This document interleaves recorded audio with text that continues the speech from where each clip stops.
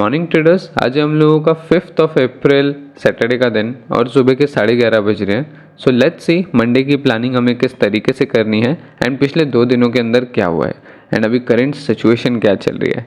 And कल के दिन मैं वीडियो नहीं बना पाया था, सॉरी फॉर दैट, बट उस चीज़ों को आज कवर करेंगे। एंड कल मैंने एक ट्रेड भी किया था, उसके बारे में भी डिस्कस करेंगे कि क्या एनालिसिस था, क्या साइकोलॉजी था एंड देन उसके बाद किस तरीके से वो क्लोज हुई, उसके बारे में भी बात करेंगे। ट्रेड वाले सेक्शन में आपको काफ़ी कुछ सीखने को भी मिलेगा कि अगर इस तरीके की सिचुएशन आती है तो चीज़ों को मैनेज कैसे किया जाता है, राइट। एंड देन हम लोग बात करने वाले फाइनली कि मंडे की प्लानिंग कैसे होगी। So let's start with the technicals. पिछले 2 दिनों के अंदर अगर आप देखोगे अगेन वही चीज़ हुई थी जिसके बारे में हम लोगों ने डंप के अगले दिन वाली वीडियो पे बात करी थी। उसके अंदर मैंने आप लोगों को बताया था कि क्लोजिंग जो है वो 82,000 के ऊपर हुई है and that's a good part. And अभी भी स्टिल हम बुलिश हैं एंड उस दिन भी मार्केट बुलिश किया था, कल के दिन यानी कल के दिन भी मार्केट बुलिश था क्योंकि हम 82,000 के ऊपर क्लोज किए थे। That was a very good thing and उसके बाद हल्का सा कंटिन्यूएशन करने की कोशिश हुई थी। अब अगर आप दोनों कैंडल को ज़रा ध्यान से देखोगे ना तो ये दोनों ही कैंडल कोई बहुत स्ट्रॉन्ग कैंडल नहीं है, दोनों सिमिलर टाइप ऑफ कैंडल है, हैमर बोल लो इसे, लेकिन इतना कोई स्ट्रॉन्ग कैंडल नहीं है जिसके अंदर आप देखो ऊपर जाने की कोशिश भी की है। 84,000 के आसपास से ऊपर भी ट्रेड किया थोड़ी देर, लेकिन फिर अगेन हम नीचे को आ गए। तो यस, ये दोनों के दोनों ही वीक कैंडल है, बट गुड थिंग इज कि हम लोग 82,000 के ऊपर ही ट्रेड कर रहे हैं, होल्ड कर रहे हैं। लास्ट टाइम भी मैंने आपको यही बोला था कि फर्स्ट टाइम गए 82,000 सपोर्ट बना, सेकेंड डे भी अगले 2 दिन भी 82,000 सपोर्ट बना, वहाँ से ही एक अच्छा रिवर्सल आया, राइट। इस रिवर्सल को हमने ट्रेड भी किया था एंड देन उसके बाद आप देखोगे यहाँ पे फिर आके इसने 82,000 के नीचे क्लोज नहीं किया। कल के दिन भी ट्राई किया कि 82,000 के आसपास आए, लेकिन थोड़ी देर उसके नीचे ट्रेड करने के बाद फिर से रिवर्स होके क्लोज ऊपर ही हमने किया है। तो कंटिन्यूसली हम 82,000 के ऊपर क्लोज कर रहे हैं एंड इस बारे में मैंने अपनी लास्ट वीडियो में भी डिस्कस किया था कि मार्केट के अंदर ऐसा भी होता है कि जिस दिन ये फॉल आया था कि इस तरीके से सपोर्ट ले लेके धीरे से हम निकल जाए, क्योंकि पहले भी हम लोगों ने ये चीज़ देखी हुई है। आप अगर यहाँ देखोगे ये सिमिलर काइंड पैटर्न लगेगा आपको कि मल्टीपल टाइम हम बॉटम पे आ रहे हैं, क्लोज नहीं कर रहे हैं, छोटे छोटे कैंडल बना रहे हैं एंड देन रेजिस्टेंस के पास से एक बड़ी रैली आती है। इस तरीके के पैटर्न पहली बार नहीं बन रहे, हमने मल्टीपल टाइम्स इस तरीके के पैटर्न देखे हैं। यहाँ पे भी इस बॉटम को भी आप कंपेयर कर सकते हो, ये वाला बॉटम भी थोड़ा सही लग रहा है, ये वाला बॉटम भी इसी तरीके का दिख रहा है। सो आप देख सकते हो कि टाइम टू टाइम ये चीज़ें बन रही है चार्ट पे, राइट। History repeats always. आज कॉमेंट में भी एक बड़ा अच्छा क्वेश्चन आया हुआ है, तो उसके बारे में भी बात करेंगे कमेंट्स वाले सेक्शन के अंदर वीडियो के एंड में। तो उसमें भी आप लोगों को बहुत कुछ समझने को मिलेगा कि हाउ टेक्निकल वर्क्स, कैंडल कैसे काम करता है, प्राइस कैसे काम करता है एंड कैसे इसका प्योर कनेक्शन होता है साइकोलॉजी से। तो उसके बारे में भी बहुत अच्छे से मैं आपको एक्सप्लेन करूंगा। अभी के लिए टेक्निकल देखते हैं। तो इस तरीके के पैटर्न आपको मल्टीपल टाइम्स देखने को मिल जाएंगे। अब कॉन्फर्मेशन स्ट्रॉन्ग कब होती है? जब अच्छे अच्छे कैंडल बनते हैं। इसमें आप देखोगे कि लगातार हम लोग छोटे छोटे कैंडल बना रहे, इतना कोई हाई वॉल्यूम का कैंडल नहीं है जैसा कि ये कैंडल कॉन्फिडेंस दे रहा था। इससे कैंडल साइकोलॉजी भी बहुत अच्छी आप लोगों को समझ आएगी कि ये जो पूरा क्लोज हुआ कैंडल है कितना स्ट्रांग होता है एंड ये जो होते हैं इतने स्ट्रांग नहीं होते। तो आज सैटरडे है, कल संडे है, 2 दिन तो कुछ खास मार्केट में होगा नहीं, रादर देन कि पिछला सैटरडे जो था, ये रहा पिछला सैटरडे, आपको याद होगा हमने वीडियो भी बनाई थी इसके ऊपर। जो पिछला सैटरडे था वो काफ़ी ज़्यादा वॉलेटाइल था और उस दिन हम लोगों ने जो डंप आया था फ्राइडे को उसको कंटिन्यू किया था। संडे काफ़ी स्लो था, सैटरडे स्ट्रॉन्ग था, जबकि होता नॉर्मल डेज के अंदर होता इन्वर्स है। होता ये है कि सैटरडे जो है वो पूरा साइडवेज होता है एंड संडे को मार्केट थोड़ा बहुत वॉल्यूम दिखाता है रात के टाइम पे, राइट। लेकिन पिछला सैटरडे जो था वो थोड़ा सा अलग था। देखते हैं ये सैटरडे कैसा जाता है। 64,000 जो है वो इस टाइम पे रेजिस्टेंस बना हुआ है। 64,000 के आसपास ही अगर ट्रेड करते हुए क्लोज करते हैं सैटरडे और संडे, देन हम लोग मंडे को एक कंटिन्यूएशन के लिए प्लान कर सकते हैं। क्योंकि अगर मार्केट 2 दिन तक एक अच्छे लेवल को होल्ड करता है तो चांसेस बनेंगे कि वो ब्रेकआउट करके ऊपर जाएगा। एंड अगर शॉर्ट के लिए भी देखना है तो उसके लिए भी ये रेजिस्टेंसेस फॉलो करना मार्केट का इंपॉर्टेंट है। वो हमें संडे को ही दिन ही थोड़ा बहुत दिख जाएंगे इसके साइन कि नीचे आना चाह रहा है या नहीं आना चाह रहा। शॉर्ट अगर जाना है तो मार्केट इतना ऊपर नहीं प्लेंटी करेगा, यहीं कहीं एरिया से इस तरीके से रिवर्स होके आ जाएगा। ऊपर से ग्लोबल कंडीशन का बहुत ज़्यादा इशू है। कल का ट्रेड भी बहुत अच्छे एनालिसिस पे था, बहुत अच्छे सेटअप पे था, बहुत अच्छी प्लानिंग पे था। और न्यूज़ ने किस तरीके से कल के ट्रेड को इम्पैक्ट किया है उस चीज़ पर भी अभी हम लोग बात करने वाले हैं, जिससे आप लोगों को भी समझ आएगा कि कैसे कुछ चीज़ें हमारे हाथ में नहीं होती। और कुछ वीडियो पहले ही मैंने आपको समझाया था कि अनसर्टेनिटी से डील कैसे करते हैं, वही चीज़ हुई कल के दिन भी। यहाँ पर भी जब दम पाया था इतना बड़ा, तब मैंने आपको समझाया था कि how to deal with uncertainty, and उसी का प्योर एग्जांपल आपको कल की ट्रेड में भी मिलेगा। उसके बारे में मैं अच्छे से आपको एक्सप्लेन करूँगा। तो ये चीज़ आपको समझ आई। अगर मार्केट ने यहाँ से बेरिश ही जाना है, बिकॉज न्यूज़ बहुत ज़्यादा बुरी आ रही है, जो ये टैरिफ वॉर चल रही है इसके चक्कर में। यहाँ पर आर कंट्रीज एक दूसरे पे टैक्स इम्पोजिशन कर रही है। चाइना ने भी लॉ सूट फाइल कर दिया है अमेरिका के अगेंस्ट, 34% उनके ऊपर भी टैक्स लगा दिया है। इससे ग्लोबल ट्रेड जो होता है, इकोनॉमिक ट्रेड जो होता है, वो बहुत ज़्यादा इम्पैक्ट होता है। एंड उसका डायरेक्ट असर जो होता है वो सिटीजन्स पे होता है, और इन्फ्लेशन रेट्स पे होता है, अनएम्प्लॉयमेंट रेट्स पे होता है, इन चीज़ों पे होता है। एंड उनका डायरेक्ट जो असर होता है वो मार्केट्स के ऊपर होता है, क्योंकि मार्केट्स में पैसा किसका लगा हुआ है? कॉमन मैन का, इंस्टीट्यूशन का, बैंक्स का। जब इकोनॉमी इतनी बुरी तरीके से अफेक्ट होती है, लोग इतने बुरी तरीके से अफेक्ट होते हैं, तो वो सबसे पहले अपने risky shares, risky stocks, risky currency, जितने भी रिस्की इन्वेस्टमेंट्स हैं, वहाँ से कैश करके अपने पास रखते हैं, उसको बेचते हैं। तो इसीलिए उनके गिरने की प्रोबेबिलिटी, या जिसे हम रिसेशन बोलते हैं, वो आने के बहुत चांसेस होते हैं। तो ये असर होता है न्यूज़ का। कई लोग पूछते हैं कि न्यूज़ कैसे चार्ट्स पर इम्पैक्ट डालती है। क्या कोई बैठ के ट्रेड कर रहा होता है? नहीं, कोई बैठ के ट्रेड नहीं कर रहा होता। लेकिन इमेजिन करो कि आपकी वर्थ 1 करोड़ रुपए की है, एंड जिसमें से 20 लाख रुपीज़ जो हैं वो आपने किसी रिस्की इन्वेस्टमेंट्स में करा हुआ है, जैसे कि स्टॉक्स हो गया, एंड करेंसीज हो गई, क्रिप्टोज हो गए, इनमें आपने इन्वेस्ट कर रखा है। बाकी का 30 to 40 लाख रुपीज़ जो है वो आपने गोल्ड में रखा हुआ है, जो कि इन्फ्लेशन का किंग है। एंड बाकी के 10 to 20 लाख जो भी बचता है अमाउंट, 40 लाख 20 लाख, वो आपने अपने इमरजेंसी फंड के अंदर या सेविंग्स अकाउंट के अंदर रखा हुआ है। तो अगर मार्केट की बुरी हालत होती है, ग्लोबल इंडेक्स नीचे आ रहा होता है, या इकोनॉमिक कंडीशन बिगड़ रही होती है, तो सबसे पहला जो माइंडसेट होता है वो ये होता है कि रिस्की शेयर्स और रिस्की स्टॉक्स को मैं निकाल दूं, ताकि मैं एटलीस्ट 20 लाख कैश में या लिक्विड में रहूं, जिससे मैं इस रिसेशन को बीट कर सकूं, अपनी सेविंग्स या फिर अपना फंड्स बढ़ा सकूं।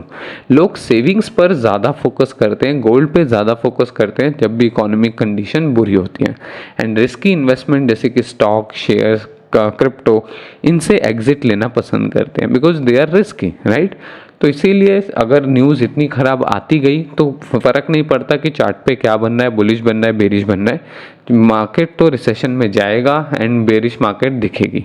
उसके ऊपर भी मैं आपको समझाऊंगा कि क्या वो एक्सपेक्टेड है या नहीं। अभी के लिए और टेक्निकल्स पे बात कर लेते हैं, राइट। तो अगर इम्पैक्ट सब सही रहा तो मार्केट ऊपर ऊपर क्लोज करता रहेगा, एंड देन हम लोगों को एक ब्रेकआउट देखने को मिलेगा एक अच्छा होल्ड के बाद। सैटरडे संडे 2 दिन इन्हीं एरियाज के आसपास अगर होल्ड करता है, थोड़ा बहुत ऊपर जाता है, तो मंडे 86,000 88,000 की फिर से प्लानिंग हो सकती है। 88,000 का वही रेजिस्टेंस जहाँ से हम लोग मल्टीपल स्टार बना के रिवर्स विद, एंड फिर से हम लोग उसको टेस्ट करने जा सकते हैं। अदरवाइज अगर ऊपर नहीं जाना तो 84 85 ये बहुत अच्छे रेजिस्टेंस है, यहीं कहीं से रिवर्स होके वापस आ जाना चाहिए, एंड उसकी भी तैयारी आपको 1 आवर में देखने को मिल जाएगी, राइट। तो ये मेरी अभी तक की वनडे की प्लानिंग है। मैं पहले से ही देख रहा था कि 82,000 जो है उसको काफ़ी अच्छा सपोर्ट मिल रहा है, इसी वजह से मैं इतना बेरिश नहीं था इन जगहों पर। मैं वेट ही कर रहा था कि कोई अच्छी क्लोजिंग आए तो देन हम प्लान करें, लेकिन जब क्लोजिंग नहीं आ रही, चार्ट्स पे कुछ नहीं दिख रहा, देन फिर अपने माइंड में प्लान करने से कुछ नहीं होता, राइट। 1 आवर की बात कर लेते हैं कल की ट्रेड की भी, कि आखिर सिनेरियो क्या था and what was the game. तो कल के दिन मेरा सिंपल सा प्लान था, जब मैंने ये देखा कि थर्सडे की क्लोजिंग, ये वाला दिन थर्सडे की जब क्लोजिंग इतनी अच्छे बॉटम के साथ हुई, तो उसके बाद मेरा प्लान यही था कि मैं बॉटम पे रिटेस्ट पे कंटिन्यू करूंगा, क्योंकि 1 आवर के चार्ट में सेटअप इसी तरीके से बनते हैं। एंड मैंने अपने टेलीग्राम चैनल पे भी वो ट्रेड आप लोगों को लाइव दी थी, 6:02 पे दी थी मॉर्निंग में आप लोगों को, कि यहाँ से एक रिटेस्ट आके मार्केट 85,000 तक कंटिन्यू कर सकता है। एंड अगर आप चार्ट्स पे जाके टाइमिंग चेक करोगे उस कैंडल की, तो वो कैंडल भी लगभग 6 बजे के आसपास ही बनना स्टार्ट हुआ था, राइट। तो उसी टाइम पे मैंने आप लोगों को ट्रेड भी इनिशिएट करवाई थी, कि ट्रेड आप लोगों को आइडिया दिया था। ये मैं ट्रेड आइडिया देता हूँ जिसके अंदर मैं अपना प्लान शेयर करता हूँ कि मेरा प्लान क्या है ट्रेड का एंड मैं कहाँ पे वेट कर रहा हूँ सेटअप का। तो मुझे बस अब यहाँ पे एक सेटअप चाहिए था। कॉज कभी भी इस तरीके का ट्रेड मैं नहीं करता कि डायरेक्टली मार्केट जा रहा है सीधा सीधा और मैं बीच में घुस जाऊँ, वो बहुत रिस्की होता है क्योंकि उसमें स्टॉप लॉस कहाँ लगाते हैं, यहाँ तो इतना बड़ा स्टॉप लॉस, फिर मुझे टारगेट भी इतना बड़ा खींचना पड़ता क्योंकि एटलीस्ट रूल में है 1:2 तो मुझे बुक करना ही है। तो अब रूल को फॉलो करने के लिए फिर पूरा प्राइस एक्शन बिगड़ जाता, इसीलिए मैं सेटअप का वेट कर रहा था। तो 6:02 पे मैंने आपसे ये शेयर किया था कि इस तरीके से हम लोग प्लान कर सकते हैं। एंड उसके बाद दोपहर तक मार्केट ने मूव करना स्टार्ट कर दिया था, एक डबल बॉटम बनाया एंड देन मोमेंटम शुरू किया। डबल बॉटम की कैंडल पे मेरे को एक अच्छा एंट्री मिल गया क्योंकि वहाँ से मेरे स्टॉप लॉस भी डिफाइंड हो गया एंड एंट्री भी अच्छी मिल गई और टारगेट भी बहुत छोटा था। तो इसीलिए एक परफेक्ट सेटअप था मेरे लिए। ऑलमोस्ट मेरा प्रॉफिट $500-600 गया भी था, लेकिन मैं 1:2 का प्रॉपर वेट कर रहा था कि 85,000 के आसपास ही क्लोज करूंगा एंड मार्केट 85,000 गया नहीं एंड वहाँ से इन अ सिंगल कैंडल मेरा सारा प्रॉफिट मार्केट ने ले लिया। एंड वहाँ पे मैं ब्रेक इवन मेरा पहले ही लगा होता है क्योंकि रूल मैंने बना रखा है, अगर मेरा प्रॉफिट 1:1 या 1:2 के आसपास चला गया तो उसके बाद मैं स्टॉप लॉस नहीं लेने वाला। उसके बाद अगर मुझे वेट करना भी है तो मैं सिर्फ ब्रेक इवन तक वेट करूँगा एंड उसके बाद मैं वेट नहीं करूँगा। तो ये रूल है, इस वजह से जैसे ही मार्केट ब्रेक इवन के आसपास आया मैंने अपना जो पोजीशन है उसको क्लोज किया एंड मैं साइड हो गया। उसके बाद न्यूज़ बाहर आती है कि चाइना ने जो है एडिशनल 34% का टैक्स अमेरिका पे लगा दिया है एंड ये वही टाइम था जस्ट न्यूज़ आई थी एंड हमारा जो पोजीशन है उस भी बीच में कटा। तो ये मैं आप लोगों को सिखाना चाह रहा था कि ये होती है अनसर्टेनिटी। आप इन चीज़ों का कुछ नहीं कर सकते, आपको खाली ये ब्रेक इवन एक्सेप्ट करना है एंड मार्केट से जाना है, दैट्स इट। ताकि आप अगला ट्रेड जो है उसे पूरी माइंडफुलनेस के साथ अपनी स्ट्रेटजी को लगा सको। इसका कोई दूसरा तरीका नहीं है। कई सारे ट्रेडर्स मुझसे बात करते हैं इस बारे में कि सर अनसर्टेनिटी को कैसे बीट करें कि हमें टोटल कंफर्म हो कि मार्केट यहीं से ऊपर जाएगा। ऐसी कोई चीज़ नहीं है दोस्तों, कोई भी ऐसी चीज़ नहीं है जिससे आप 100% ये पता कर सको कि मार्केट कहाँ जाएगा। It's totally lies on your ability. And मैंने आपको पिछली वीडियो में भी समझाया है, बड़े बड़े बिजनेसेस में भी, बड़े बड़े पॉलिटिशियंस में भी किसी को नहीं पता होता आगे क्या होने वाला है। जो चुनाव चल रहे होते हैं, जो इलेक्शंस चल रहे होते हैं, उनमें भी किसी को नहीं पता होता कि कौन जीतेगा। जो टफ कॉम्पिटिटर्स होते हैं, जो वन साइडेड डोमिनेशन करते हैं, उनकी बात नहीं कर रहा। टफ कॉम्पिटिटर में भी बहुत ज़्यादा फर्क आ जाता है, टफ बिजनेसेस में भी बहुत फ़र्क आ जाता है।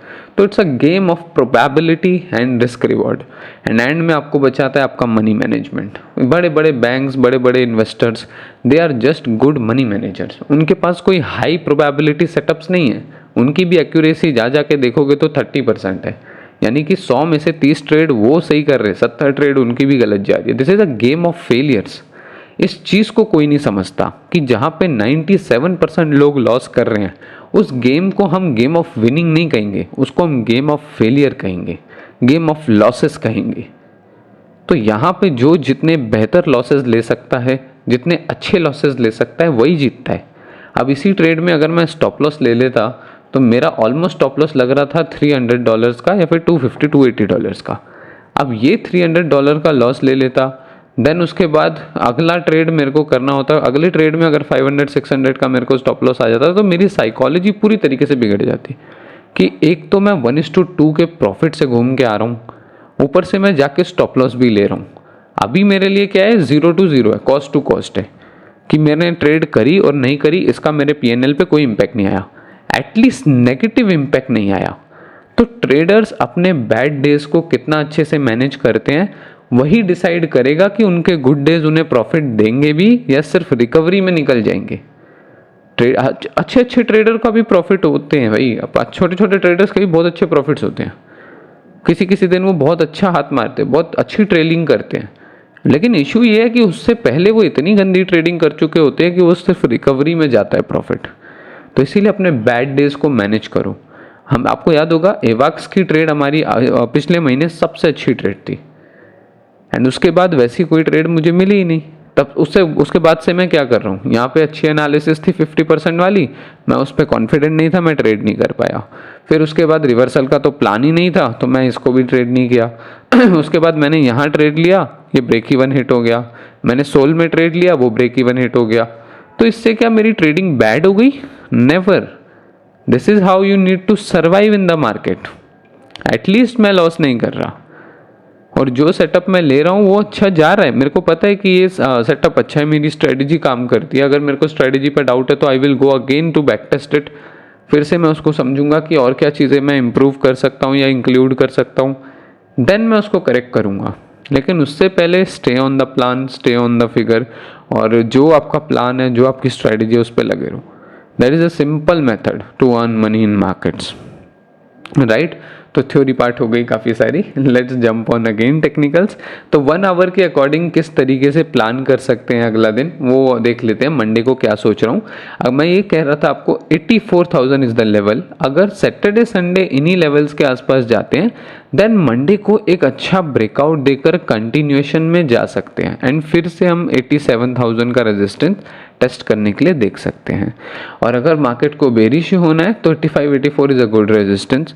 यहाँ से ही मार्केट नीचे साइड आएगा एंड मंडे को थोड़ा बहुत ऊपर जाके ऐसा डाउन साइड को कंटिन्यू कर लेगा। तो इस सपोर्ट को ब्रेक करना इंपॉर्टेंट है। एंड 1 आवर में आपको 82,000 अच्छे से भी दिख रहा होगा। 1 डे में हम लोग तो बार बार देख रहे हैं कि क्लोजिंग आ नहीं रही है, लेकिन एक बार आप 1 आवर में देखोगे 82,000 के सपोर्ट के आसपास यहाँ रेस्ट किया, यहाँ से हमने एक अच्छा रिवर्सल देखा, 1 साइडेड। एंड उसके बाद कल के परसों के दिन दोबारा हम आए एंड वहाँ से भी एक रिवर्सल का ट्राई किया। ये एक अच्छा रिवर्सल में बदल सकता था।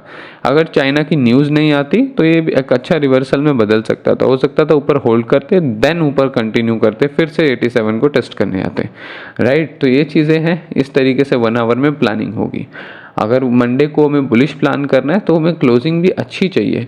सपोर्ट के आसपास भी अगर क्लोजिंग मिलता है और सपोर्ट पे बॉटम वगैरह बना के फिर जाने का ट्राई करता है, फिर भी ट्राई कर सकते हैं। लेकिन जो वनडे में दिख रहा है मुझे कि इतना स्ट्रॉन्ग कैंडल नहीं है, तो मार्केट को ऊपर ही रहना चाहिए, ऊपर ही इस तरीके से सस्टेन करके फिर जाना चाहिए। अगर मार्केट फिर से रिटेस्ट करने आता है तो मोस्ट प्रोबेबली इतना अच्छा सपोर्ट नहीं मिलेगा। लेट्स सी, ये तो काफ़ी आगे की बात है, मंडे की बात है, तो मंडे के दिन करना ज़्यादा बेटर है। और यही चीज़ें मैं आपको समझाता भी हूँ कि कल क्या होगा या परसों क्या होगा वो आज प्रिडिक्ट मत करो।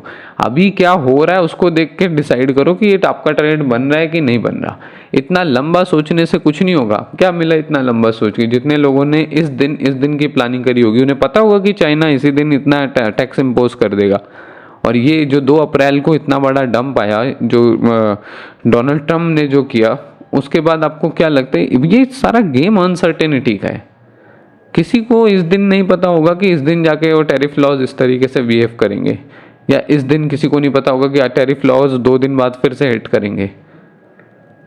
तो दिस इज अनसर्टेनिटी एंड इसका कोई इलाज नहीं है। ट्रेडर्स को ये चीज़ें एक्सेप्ट करनी पड़ती हैं एंड ये उनके पार्ट ऑफ द गेम है, ये उनके बिजनेस का रिस्की बिजनेस का पार्ट है ये, एंड इसको एक्सेप्ट ही करना पड़ता है। There is no other choice, right. तो फटाफट से आप लोगों के कमेंट्स भी रीड कर लेते हैं। जितने लोगों ने टेलीग्राम चैनल ज्वाइन नहीं किया है, नीचे डिस्क्रिप्शन में लिंक है, उससे ज्वाइन कर लेना। आपके यहाँ टेलीग्राम अगर नहीं चलता तो नीचे मैंने व्हाट्सएप चैनल का भी लिंक दिया हुआ है, आप उससे ज्वाइन करके व्हाट्सएप पे सारी अपडेट्स ले सकते हो। यहाँ पे हम लोग नॉलेजेबल कंटेंट भी डालते हैं जिससे आप लोगों को बहुत नॉलेज मिलती है, एंड मैं अपनी लाइव ट्रेड भी शेयर कर देता हूँ। एंड रिमेंबर दिस, मैं यहाँ पे आपको डिपेंडेबल नहीं बनाना चाहता। दैट्स वाई कई लोग बोलते हैं कि सर आप TPSL अपना सेटअप शेयर नहीं करते। अगर मैंने सेटअप ही शेयर करना स्टार्ट कर दिया तो मेरा जो सिखाने का पर्पस है, मैंने अपना कोर्सेज फ्री करा था, लाइव क्लास बैचेस फ्री हैं, उसके बाद ग्रुप्स भी फ्री हैं, तो ये सब फ्री मैंने इसीलिए करे ताकि एवरी पर्सन लर्न कर सके, नॉट इसलिए कि मैं सबको यहाँ पे ट्रेड कराऊँ। वो बहुत डिफरेंट पार्ट होता है। मुझे ट्रेड कराने की कोई ज़रूरत नहीं है, मेरा खुद का पोर्टफोलियो अच्छा है, मैं काफ़ी पैसा मैनेज करता हूँ, तो I don't need those things. मेरा सोलली पर्पस ये होता है कि मैं ट्रेड कराऊँ, एंड जितने लोग सोलली पर्पस ये होता है कि मैं लर्न कराऊँ, एंड जितने लोग सीखना चाहते हैं एटलीस्ट वो इन चीज़ों से गेन कर सके लर्निंग, राइट। तो वो पर्पस ही मेरा ख़राब हो जाएगा अगर मैंने आप लोगों को प्रॉपर TPSL ये सारी चीज़ें बतानी शुरू कर दी।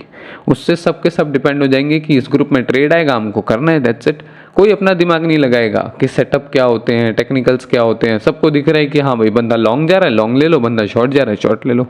एंड लोग ये करते हैं, वो आपको बताएंगे नहीं, लेकिन वो बैक ऑफ द स्टेज हर कोई कर रहा होगा। तो वो चीज़ें मैं चाहता ही नहीं। दैट्स वाई मैं ट्रेड आइडिया शेयर करता हूँ कि आज मेरी प्लानिंग क्या है। एंड आप देखोगे ये टोटल 12 ट्रेड आइडियाज़ आप जाके पीछे देखोगे दोज आर फैब्यूलस। इवन मैंने इंस्टाग्राम पे भी डाला हुआ है अपना पीएनएल मार्च का, तो आप लोग जाके उसे चेकआउट भी कर सकते हो कि मार्च का पीएनएल किस तरीके से रहा है।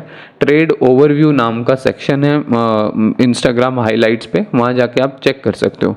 आपको फरवरी मंथ का भी पूरा दिख जाएगा। एंड देन मार्च में मैंने 8 ट्रेड किया है, और मैं आपको वीडियो में बोल भी रहा था कि मुझे नहीं पता ओवरऑल कितना ट्रेड है, लेकिन होगा 8 नहीं। एंड 8 ही ट्रेड्स था, उसमें से 2 ब्रेक इवन गया है एंड 6 प्रॉफिट में गया है। एंड अनब्रेकेबल इस बार भी 10K हमारा क्रॉस हो गया। That's a very good thing. And आप सारे सेटअप को जाके देख सकते हो कि वो सेटअप मैंने ग्रुप में कितने बजे दिए थे एंड देन वो हिट कितने बजे हुए, एंड उसको चार्ट्स पे जाके वेरीफाई भी कर सकते हो, और ग्रुप में भी वेरीफाई कर सकते हो कि क्या टाइमिंग सेम थी या नहीं।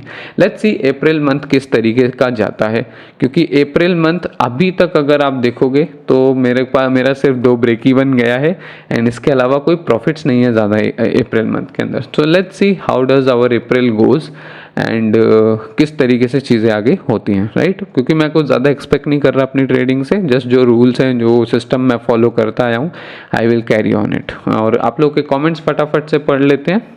मुंतजर भाई पूछ रहे हैं, why does technical analysis even work? We know that the market is driven by the buying and selling.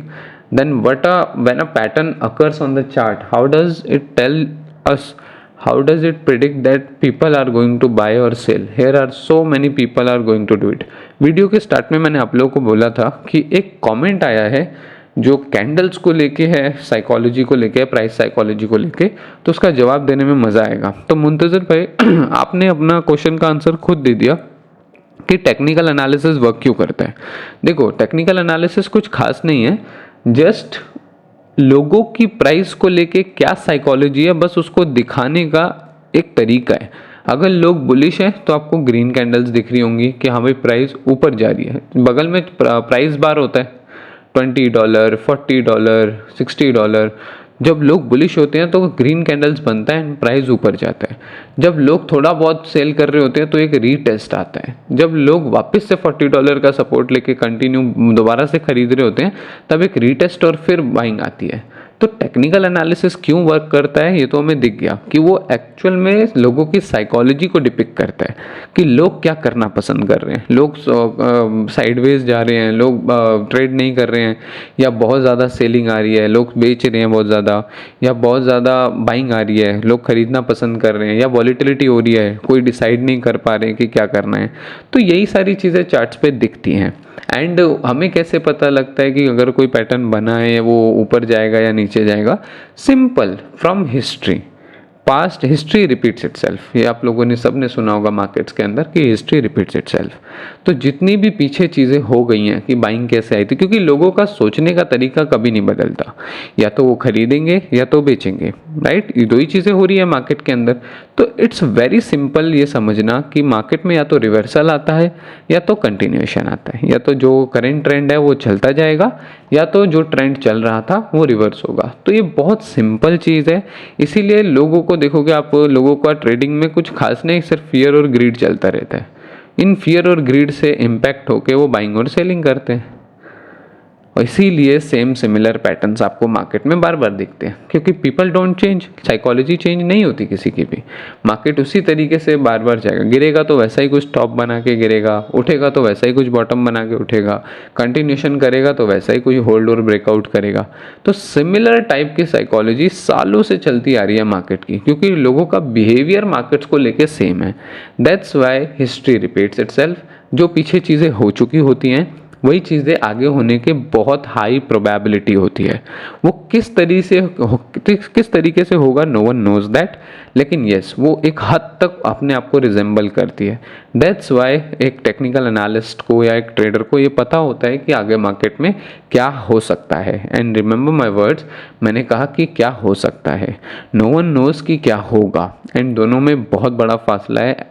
को आप सब जानते हो बात कि कोई चीज़ इतना कॉन्फिडेंटली बताना कि होगा एंड हो सकता है, दोनों में फ़र्क है, राइट।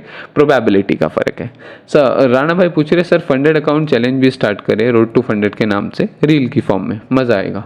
सून मैं कोशिश करूँगा कि फंडेड अकाउंट्स को आगे लेके चलूँ, लेकिन मैं आपको ये पहले भी बता चुका हूँ कि फंडेड अकाउंट्स के अंदर बिटकॉइन के अंदर काम करना इट्स नॉट दैट ईजी। उसके पीछे 2-3 रीज़न है। सबसे पहले उनका स्प्रेड अलग होता है, स्प्रेड भी क्या होता है वो भी मैं किसी अच्छे वीडियो में डिस्कस करूँगा, स्प्रेड अलग होता है। And then second one is कि उसके लेके क्वान्टिटीज़ भी का भी बहुत इशू होता है, क्योंकि फंडेड अकाउंट्स के अंदर आप लॉट्स में ट्रेड करते हो, क्वांटिटी जो हमारी लिवरेज ट्रेडिंग होती है वो ऐसे उस तरीके से नहीं होता। यहाँ पे लॉट ट्रेडिंग होती है, लॉट्स में ट्रेड करना पड़ता है, तो किसी अकाउंट में वो अच्छे से इनेबल हो रहा है, किसी अकाउंट में नहीं हो रहा, तो बहुत सारे उसमें इश्यूज आते हैं फंडेड अकाउंट्स के अंदर BTC में ट्रेड करने के लिए। इसीलिए मैं गोल्ड पे शिफ्ट हुआ था, गोल्ड में काम करने के लिए। लेकिन जब मैंने वहाँ पे पूरे चार्ट ट्रेडिंग शुरू करी, पूरे 3 मंथ्स मैंने गोल्ड में एनालिसिस करा, अपने सेटअप्स बनाए, स्कैल्पिंग तक करी मैंने वहाँ पे कि देखूँ कि क्या चीज़ें हो रही हैं, तो टू अंडरस्टैंड द गेम। लेकिन फिर मेरे को समझ आया कि जो चीज़ अपनी पहले से ही स्ट्रांग है, I need to stay on it, otherwise मैं सिर्फ वहाँ पे टाइम वेस्ट कर रहा हूँ, राइट। तो फंडेड अकाउंट्स के लिए मेरा एक प्लान है, सून मैं उसको आप लोगों से इंट्रोड्यूस करूँगा कि कैसे उसको लेके चलना है एंड ऑल। लेकिन उससे पहले I am still in futures trading. Sir please suggest intraday में बैक टेस्टिंग कहाँ पे करें? ट्रेडिंग व्यू पे लास्ट 3 मंथ से ज़्यादा डाटा नहीं शो हो पाता।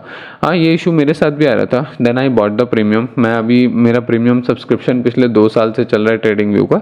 सबको बाय करने की ज़रूरत नहीं है, लेकिन जितने लोग प्रोफेशनली अर्न कर रहे हैं उनको एक बार ये फीचर इनेबल करना ही चाहिए, क्योंकि इसमें एक तो ये रिप्ले वाला फीचर मिल जाता है, इससे आपकी बैक टेस्टिंग बहुत अच्छी हो जाती है, आपको सेटअप्स को देखने में, आईज को ट्रेन करने में बहुत आसान होता है।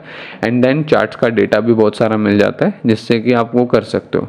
लेकिन अगर आप लोग अभी प्रीमियम खरीदना नहीं चाहते तो 3 मंथ का डेटा भी इनफ होता है आपके लिए। 3 मंथ के डेटा पे प्रैक्टिस करो, क्योंकि चीज़ें सिमिलर ही हैं, कोई इतना बड़ा इशू नहीं है, चीज़ें सिमिलर ही हैं। तो 3 मंथ के डेटा में ही आप बैक टेस्टिंग कर सकते हो एंड डेली जो चार्ट बन रहा है उससे लर्न कर सकते हो, वो ज़्यादा मज़ेदार है। एंड आपको अगर कोई पर्टिकुलर डे का चाहिए तो जैसे 8 महीने 7 महीने, तो मेरी बहुत सारी कंटिन्यू वीडियोस पड़ी हुई हैं यूट्यूब पे 7 महीने पहले की। उनमें मैं डेली कैंडल्स पे शो करता था कि डे बाय डे क्या हो रहा है। आप वहाँ से भी इस चीज़ का फ़ायदा उठा सकते हो। Exceptional knowledge sir, daily new से न्यू चीज़ें सीखने को मिल रही हैं। वीडियो 1 घंटे की भी हो तो कम है हमारे लिए। Thanks for this comment Rana भाई। ऐसे कमेंट मुझे सपोर्ट करते हैं कि मैं लॉन्ग फॉर्मेट वीडियोस को कंटिन्यू रखूं एंड मेरे को समझ आए कि हाँ, लोगों को एटलीस्ट हेल्प हो रही है। Good analysis pro, nice sir. Personally I like your detailed video with deep explanation, not sure about others. PNL definitely motivate करेगा हम सबको, बट आई होप हमारी कम्युनिटी या ग्रुप से कोई ज़्यादा मोटिवेट होकर ज़्यादा पैसे ना लगा ले। Forget to inform you that I was also on sole trade आपके साथ एंड मेरा भी SL हो गया। गुड थिंग वॉज कि वो सेटअप मैंने आपकी वीडियो के अपलोड से पहले समाव आइडेंटिफाई कर लिया था, so I was happy for that. Very good Rocky भाई। एंड मैं पिछली 3-4 वीडियो से देख रहा हूँ कि एक रॉकी भाई, राना भाई, 2-4 लोग बहुत ज़्यादा एक्टिव हैं एंड इनकी बातों से भी नज़र आता है कि they are actually learning a lot and इनकी ट्रेडिंग भी बहुत अच्छी है। So that's very cool. मुझे अच्छा लगता है अच्छे ट्रेडर्स को आजू बाजू देख के कि yes everyone is learning and grow कर रहे हैं सारे।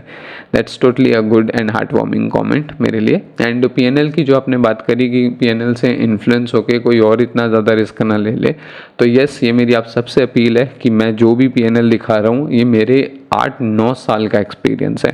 तो don't try to resemble it, don't try to copy it, क्योंकि उतना कैपिटल बनाने में, उतनी चीज़ें बनाने में आपको भी एक लंबा टाइम लगेगा एंड उसके लिए आपको कंटिन्यूसली नॉलेज ले लेके एक्सपेंड करना होगा।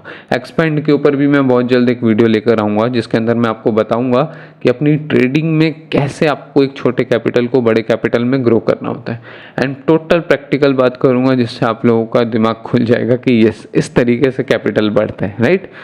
असद भाई पूछ रहे हैं, yes sir, the funded account should be started with the beginning. I very like funded accounts. Okay Asad भाई, I will make something about it and उसके ऊपर मैं काम ज़रूर करूँगा, राइट। तो आज के कमेंट्स बस इतने ही सही थे एंड आप लोगों को भी अगर कोई प्रॉब्लम फेस हो रही हो ट्रेडिंग में या आप कुछ शेयर करना चाहते हो तो आप कमेंट में शेयर कर सकते हो। I will definitely reply it and video में हम उसको फीचर भी करेंगे एंड उसके ऊपर क्या सॉल्यूशन है उसके ऊपर भी डिस्कस करेंगे। सो होप आप लोगों को आपके जवाब मिल गए होंगे। आज की वीडियो में बस इतना ही गाइस, मिलते हैं नेक्स्ट वीडियो में।